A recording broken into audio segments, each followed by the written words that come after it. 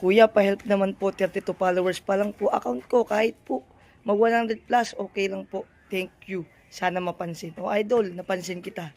O guys, kung gusto niyo po mapansin ko rin po ang yung mga comment, mag-comment lang kayo na mag-comment sa aking content. Pero make it sure guys, naka-public po kayo. Pag naka-public po kayo, mas mabilis pong mapapansin ang account ninyo at mabilis po kayo makakaangat. So, pakinggan lang po yung proper way kung paano po gagawin ang proper engagement. Ang proper engagement po, tapusin nyo po yung video na dumadaan sa FYP nyo. Pag natapos, pusuan, mag-comment at peps mag-repost. Doon sa comment section, lahat na nag-comment kaibiganin, reply ng pa-peps back or done. Okay?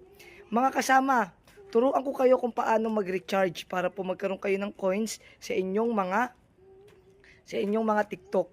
Una gagawin nyo guys, pumunta po kayo sa Google, i-search nyo po Getcoin, ilagin nyo po yung account nyo sa TikTok, tsaka kayo mag-recharge. Para kapag nagpunta kayo sa live ko, meron kayong pag-send ng heart me.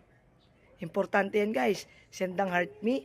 Tapos, kung gusto nyo maging top 4 gifter, mag-send lang po kayo ng virtual gift para kung maging top 4 kayo, mag-i-stay po kayo sa panel. So, lahat ng nasa panel naman natin mga kasama, kakaibiganin nyo. Pag may nakita kayong plus sign sa gilid, tapikin nyo kaagad. Okay? Support nyo din po yung goal ni Kuya Kingi para pupunta tayo sa ranking, no? At pag-tap-tap na rin kayo ng screen, mag-share na live at mag-comment. O ganun lang ang gagawin nyo guys. Panigurado, lalago ka agad ng mga followers ninyo. Kaya alin na kayo guys, kita-kits tayo sa ating live.